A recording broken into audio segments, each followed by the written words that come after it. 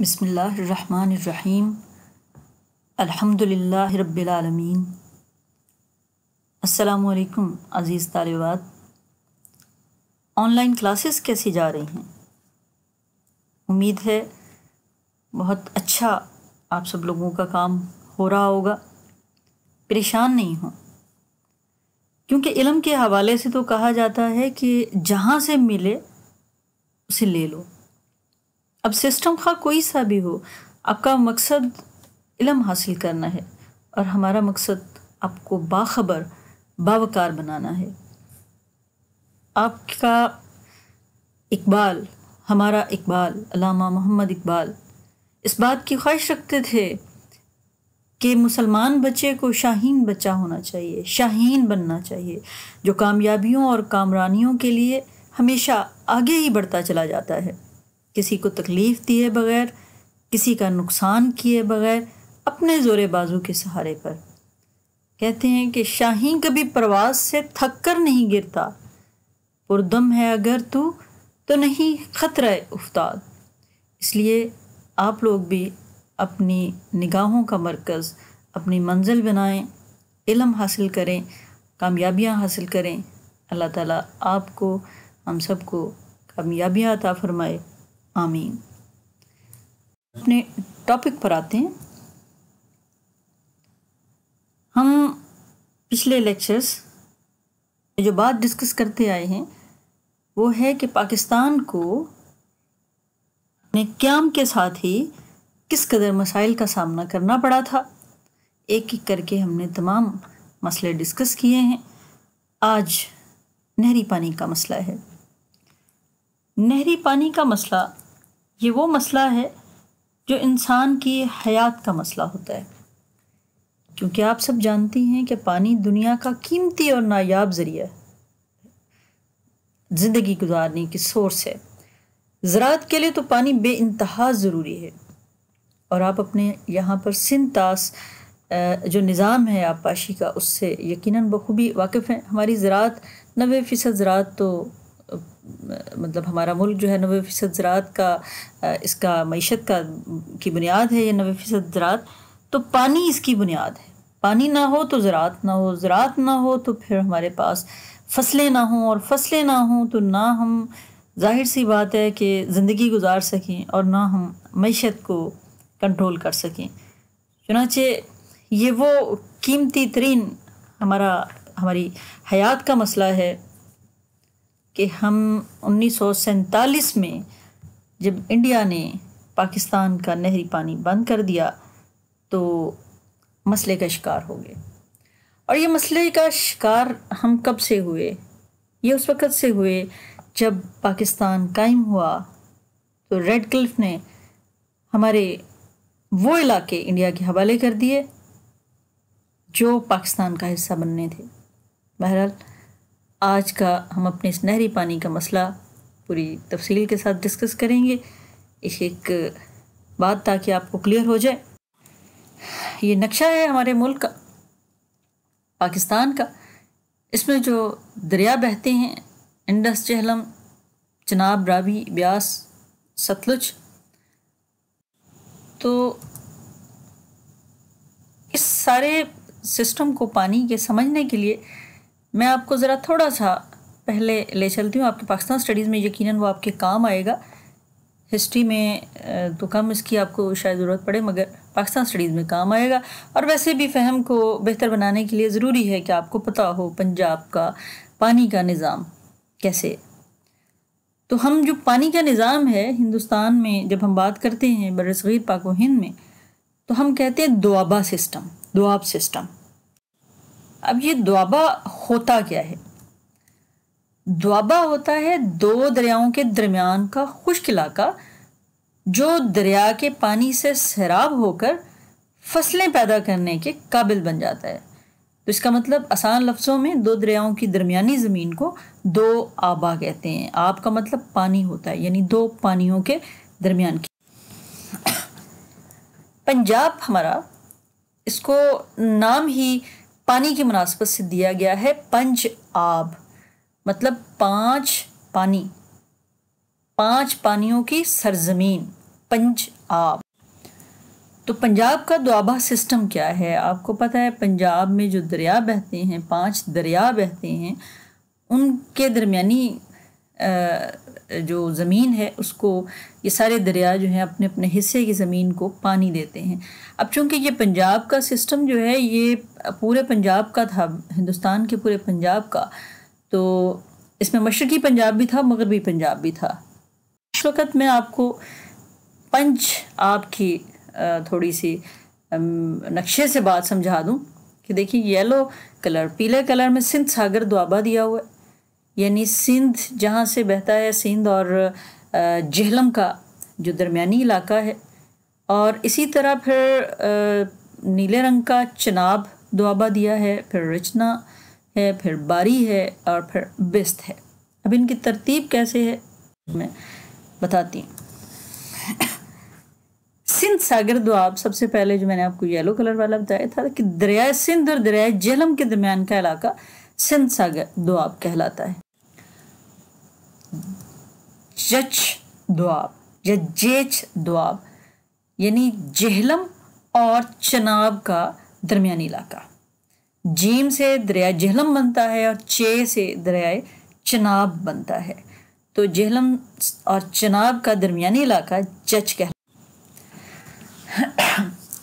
اسی طرح جب ہم رچنا کی بات کرتے ہیں تو رے راوی کے لیے استعمال ہوتا ہے، اور چنا، رچنا کا چنا دریائے چناب کے لیے، مطلب دریائے راوی اور دریائے چناب کا درمیانی علاقہ رچنا دوآب کہلاتا ہے۔ دریائے بیاس اور دریائے راوی کا درمیانی علاقہ باری دوآب کہلاتا ہے۔ با سے دریائے بیاس اور ری سے دریائے راوی، یعنی دریائے بیاس اور دریائے راوی کا درمیانی علاقہ دریائے باری دوآب کہلاتا ہے۔ اسی طرح بست، یا اس کو زیر لگا کے بست پڑھ لیں، بی جو لفظ ہے، بے جس کو بولیں دریائے بیاس کے لیے، اور ستلج کے لیے، یعنی دریائے بیاس اور دریائے ستلج کا درمیانی علاقہ بست یا بیست دوآبہ کہلاتا ہے۔ اب برطانوی راج میں جو باری دوآب کا علاقہ تھا وہ کس کس علاقے پر مشتمل تھا؟ پنجاب کے گرداسپور، امرتسر، لاہور، منٹ گمری اور ملتان پر مشتمل تھا۔ اور یقیناً اب آپ واقف ہیں کہ جب تقسیم کا عمل ہوا تو لاہور، منٹ گمری، ملتان اس مغربی پنجاب میں آ گئے، اور گرداسپور اور امرتسر جو ہے یہ مشرقی پنجاب میں چلا گیا۔ اور یہ بات ہم پوری ڈیٹیل سے بھی پڑھ چکی ہیں اور پھر دوبارہ اب پھر بھی دہرائیں گے۔ منٹ گمری ساہیوال کو کہتے تھے پرانے دور میں، تو پنجاب کے اضلاع گرداسپور، امرتسر، لاہور، منٹ گمری، ملتان باری دوآب کا علاقہ تھا۔ یہ نقشے سے میں نے آپ کو تھوڑی سی ذرا زیادہ کلیئر کر کے بتانے کی کوشش کی ہے۔ درمیان والی سبز پٹی دیکھ لیں، سبز وہ علاقہ ہے جہاں ٹوٹلی مسلمان رہتے تھے، چند پرسنٹ صرف ہندو تھے، چند پرسنٹ، تو یہ ٹوٹلی مسلمان ایریا ہے۔ لاہور، منٹ گمری یعنی ساہیوال، اور ملتان اور لائل پور اور شیخو پورہ، گجرانوالا، سیالکوٹ، یہ سارے وہ علاقے ہیں جو ہمارے پاکستان کا حصہ ہیں۔ اور آپ دیکھ سکتی ہیں کہ گرداسپور سبز رنگ میں دیا ہوا ہے، تو یہ گرداسپور مسلم اکثریتی علاقہ تھا سارے کا سارا، اور امرتسر جو ہے یہ مسلم اکثریتی علاقہ تھا، لیکن یہاں چونکہ پنک سے شو کیا گیا ہے کہ اس میں غیر مسلم بھی آباد تھے زیادہ، تو لیکن مسلمان آبادی کی پرسنٹیج یہاں پر 60% سے زیادہ، جہاں یہ پنک کلر نظر آ رہا ہے گلابی رنگ، تو یہاں تقریباً 60-75% کے قریب مسلمان، اس سے زیادہ ہی مسلمان بستے تھے، 80% تک۔ اور یہ بھی دیکھ لیں کہ راوی، لاہور اور شیخوپورہ کے درمیان جو وائٹ پٹی ہے یہ راوی ہے، راوی بہہ رہا ہے، اور گرداسپور کے پاس جا کے یہ اوپر تک چلا جاتا ہے، وہ آپ کو نظر آ رہا ہے۔ اب نیچے دیکھتے ہیں آپ، لاہور سے ادھر بڑھتی ہیں فیروز پور، اور لاہور کے درمیان والی جو وائٹ پٹی ہے یہ ستلج کی، اور اس کے بعد اسی طرح اوپر والی جو ہے یہ بیاس کی ہے، یعنی ہوشیارپور اور گرداسپور کے درمیان کی جو دریائی پٹی ہے، یہ دریا ہے، مطلب یہ بیاس ہے۔ تو یہ سارے علاقے جو تھے، جلندھر، امرتسر، فیروز پور، یہ سارے علاقے جو تھے یہ مسلم اکثریتی علاقے تھے۔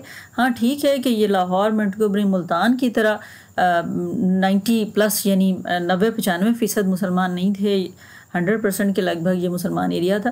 تو یہ جو ایریاز تھے فیروز پور، جلندھر، یہ 80% تک جو تھی ان کی یہاں مسلمان آبادی تھی، اور اکثریتی علاقہ ہونے کی وجہ سے یہ پاکستان کا حصہ ہونا چاہیے تھا، مگر ریڈ کلف نے اس کو انڈیا کا حصہ بنا دیا.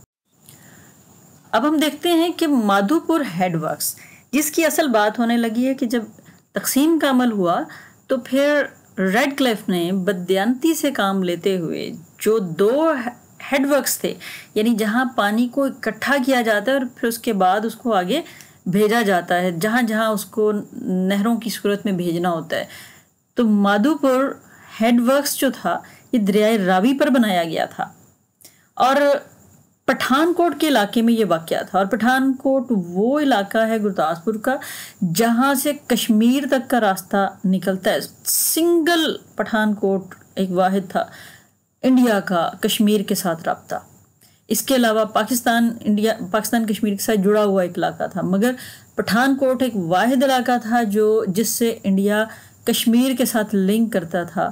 اور ریڈ کلف نے بے ایمانی کرتے ہوئے وہ علاقہ انڈیا کو صرف اس لیے دے دیا کہ کشمیر کے ساتھ اس کا راستہ بن جائے اور کشمیر پر وہ قبضہ کر لے. اور کشمیر وہ علاقہ ہے جہاں ان سارے دریاؤں کا منبع وہاں سے نکلتا ہے، یہ سارے دریا کشمیر سے نکلتے ہیں.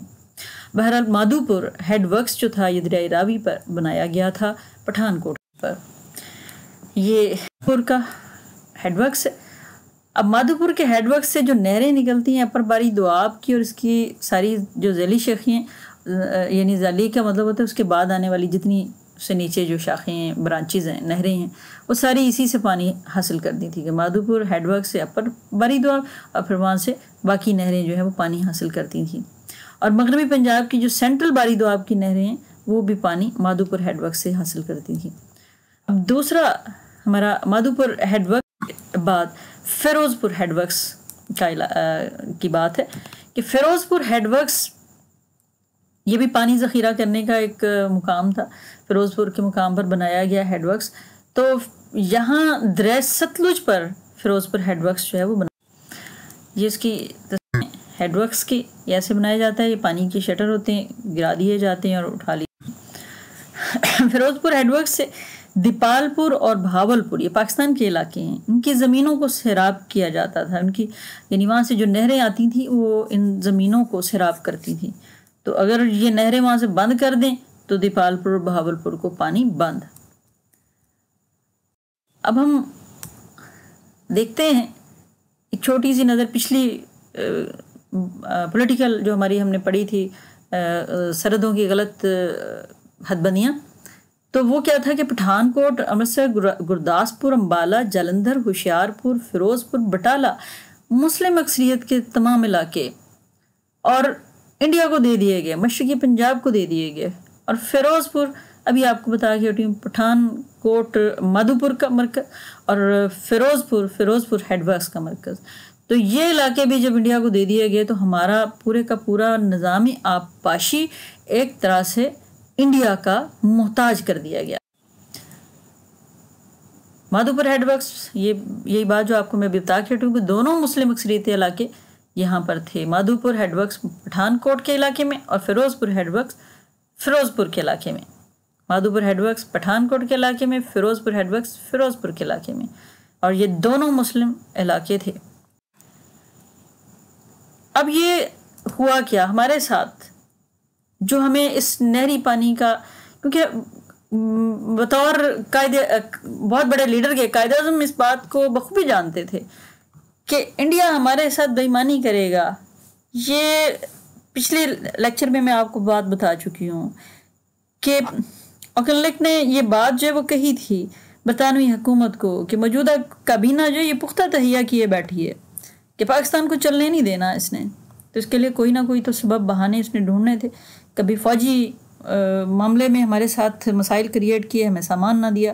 کبھی ہمارے دوسرے ساتھیات جو تھے معیشت کے حوالے سے مالی مسائل پیدا کرنے کی کوشش کی، میں پیسے نہ دینے کی بات کی. اور پھر ایک یہ سرحدوں کی حد بندی کرنے کا ٹائم آیا تو وی پی مینن کے کہنے پر ریڈ کلف نے ساری کی ساری ہماری حد بندیاں ہی خراب کر دی. مسلم اکثریت کے علاقے سارے انڈیا کو دے دی اور اینڈ ٹائم پر جو مہاجرین کا بوجھ ایک نئی بالکل ریاست کو برداشت کرنا پڑا۔ آپ سوچ سکتی ہیں کہ کس قدر یہ بڑے ہنگامے تھے۔ اب یہاں کیا ہوتا ہے کہ ہمارے دریاؤں کے مرکز کشمیر کو پٹھان کوٹ کے ذریعے دے دیا، اور جو ہیڈ ورکس آتے تھے ان دریاؤں کے، ہیڈ ورکس بنائے تھے انڈیا کے علاقے میں، اس وقت تو ظاہر سی بات ہے برٹش راج تھا، انہیں جہاں مناسب سمجھا انہوں نے، انگریزوں نے وہاں پر بنا لیا مادھو پور میں اور فیروز پور میں ہیڈ ورکس۔ مگر جب تقسیم کا مرحلہ آیا تو پھر مادھو پور اور فیروز پور ہیڈ ورکس، جن کا سارا زیادہ تر پانی کا نظام جو ہے وہ پاکستان سے متعلقہ علاقے سے تھا، اس کو مشرقی پنجاب کو دے دیا گیا۔ اب مشرقی پنجاب میں بیٹھا ہندو یقیناً پاکستان کا پانی بند کر سکتا تھا، اس پوزیشن میں آ گیا تھا، اور اس نے ایسا ہی کیا۔ اپریل میں بھارت نے پاکستان کا نہری پانی بند کر دیا، اپریل 1948 میں۔ اب ہمارے یہاں سے پھر وفد چاہتا ہے ان سے ملاقات کرنے کے لیے کہ آپ نے یہ کیا کیا، غلط کیا، ہمارا حصہ جو ہے وہ آپ نے بند کر دیا۔ تو انہوں نے کہا جی آپ کا تو کوئی، بھارت نے کہا آپ کا تو ان دریاؤں نہروں پر کوئی حق ہی نہیں ہے، یعنی پاکستان کا ان دریاؤں نہروں پر حق ہی نہیں ہے، جبکہ بین الاقوامی تسلیم شدہ اصول ہے کہ بالائی حصہ والا ملک، یعنی اوپر والا پانی کا جو جہاں سے پانی بہہ کر نیچے آتا ہے، وہ اس حصے کا مالک جو ملک ہے کوئی ایسا قدم نہیں اٹھائے گا جو نیچے زمین جو موجود ہے نظام آبپاشی کے حوالے سے وہاں اس کو بند نہیں کرے گا، کوئی ایسا قدم نہیں اٹھائے گا جو زیریں حصے کے موجودہ نظام آبپاشی میں خلل اندازی کرے۔ تو پھر بھی وہ نہیں ماننا ہوتا، تو پھر وہ نہیں ماننا ہوتا۔ وفد مئی کے آغاز میں گیا تھا، وہاں ایک کانفرنس ہو رہی تھی، ڈومینین کانفرنس، تو وہاں پر اس وفد کے قائد ملک غلام محمد صاحب تھے اور سردار شوکت حیات، ممتاز دولتانہ اس کے ممبر تھے۔ انہوں نے یہ بات کی لیکن ان کی بات نہ مانی گئی۔ پاکستانی وفد نے یہ تجویز بھی دی کہ اس مسئلہ کو بین الاقوامی عدالت میں لے جاتے ہیں، لیکن یہ تجویز بھی کامیاب نہیں ہوئی۔ اور یہ ہوا ایسے تھا کہ ابتدا میں ہی پاکستان کے ساتھ یہ مسئلہ ہو گیا کہ مس انڈرسٹینڈنگ ہوگی پاکستانیوں کو، پاکستانی جو ہمارے وکیل تھے ان لوگوں کو، کہ جب وہ تقسیم کا مرحلہ ہو رہا تھا اور اس وقت یہ بات اس وقت بھی ڈسکس ہوئی تھی، تو پھر اس وقت کہا گیا تھا کہ جو ٹریبیونل بنایا گیا تھا تمام معاملات کے لیے، ثالثی ٹریبیونل بنائے جاتے تھے، تو یہ کہا گیا تھا جو ٹیم بنی تھی، بی ٹیم اس کو کہا جاتا ہے، اس سارے معاملے کے لیے کمیٹی بنی تھی، اس کمیٹی نے یہ بات کہی تھی کہ جو پانی ہے اس کے یہ جو حصص اس کے مقرر کر رکھے ہیں، ایتھورائزڈ شیئر اس کے جو ہیں، اس کو کوئی چینج نہیں کر سکتا، کوئی سوال ہی پیدا نہیں ہوتا کہ جو اسٹریٹجی طے ہے پہلے سے اس کو تبدیل کوئی کر دے۔ تو اس لیے ثالثی ٹریبیونل میں جانے کا آپ کو فائدہ نہیں ہے، آپ کا حق فائق ہے کہ آپ اس پانی کو بین الاقوامی اصول کے تحت استعمال کرنے کے حقدار ہیں۔ لیکن بعد میں کیا ہوا کہ جب وہ ثالثی ٹریبیونل کی مدت ختم ہو گئی 31 مارچ 1948 کو، کہ پاکستان کا اگر وہ 31 مارچ سے پہلے پانی بند کرتا تو پاکستان ٹریبیونل میں چلا جاتا، لیکن پاکستان کمیٹی کی بات سن کے تو سمجھ کے سکون سے بیٹھ گیا، ٹریبیونل گیا ہی نہیں۔ اور ٹریبیونل جب 31 مارچ 1948 کو ٹریبیونل ختم ہو گیا، اس کی یعنی جو جتنی مدت اس کو کام کرنے کی دی گئی تھی وہ ختم ہو گئی، تو پھر انڈیا نے یہ سٹیپ کیا، یہ قدم اٹھایا کہ ہیڈ ورکس کا اس نے کنٹرول سنبھال لیا اور پاکستان میں داخل ہونے والی ساری جو نہریں تھیں ان کا پانی اس نے روک لیا۔